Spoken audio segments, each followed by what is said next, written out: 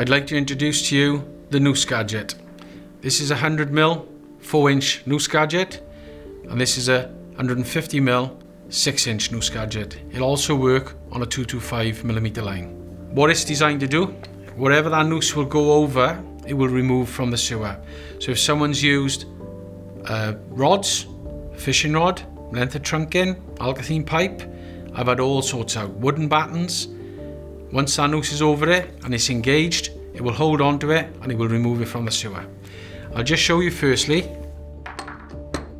how to mount your noose.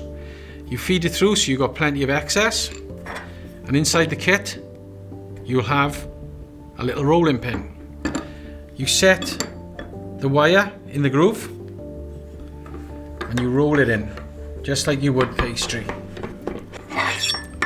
The noose is now set. You need this offset because if you've got a rod sticking out of an interceptor siphon, this will help you get it over that rod because it will be out of the way.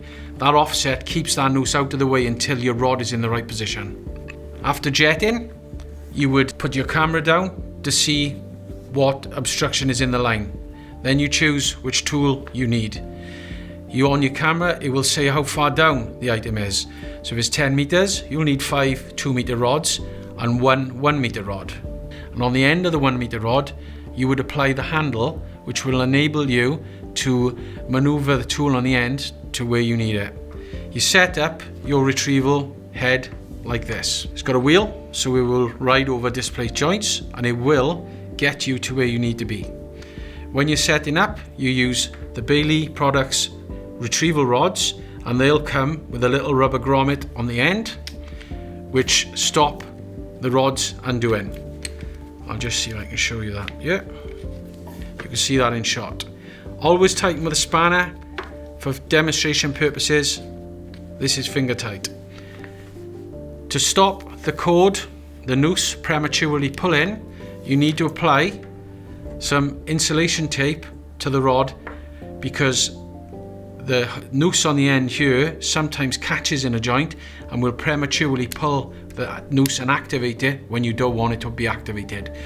The tape isn't strong enough to stop me from pulling it. So when I'm ready to pull it, the tape will give and it will activate the noose, like so.